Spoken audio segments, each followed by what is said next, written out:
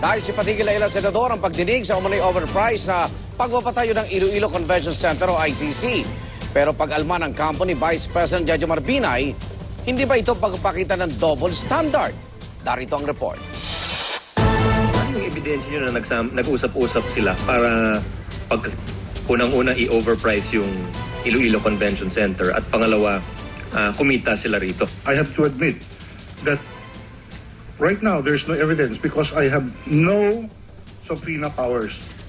But as I said, Mr. Chairman, as an investigative journalist, there are paper trails that will lead to the conclusion that there was somebody orchestrating all this. Dahil sa sagot na ito, dapat na nga bang ipahinto ang investigasyon ng Senado sa umano'y overpriced na Iloilo Convention Center?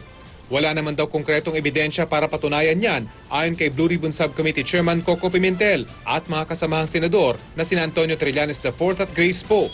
Sabi naman ni Senador Miriam Defensor Santiago, it's a dud with a thud. Everything fell down because there was no evidence. It was a total waste of time. Pati Liberal Party nang isinasangkot na si Senate President Franklin Drilon, sinigundahan ang pagpapatigil sa investigasyon.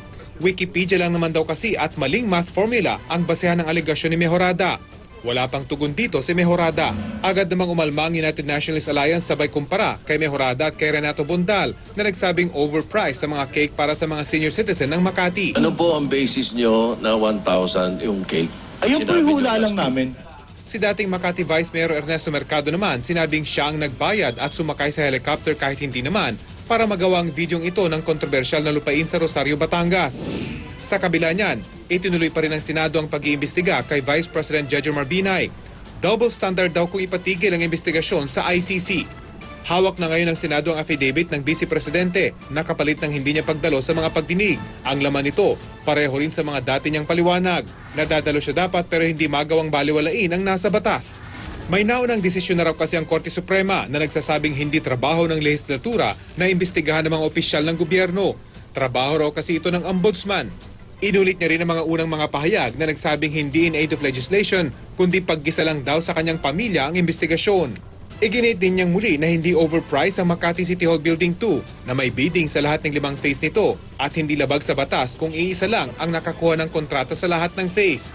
Wala rin daw inilabas na audit observation memos o disallowances ang resident co-auditor sa panahong itinatayo ang gusali. Kaya wala raw anomalya nang ipatayo yon. Rafi Tima, GMA News.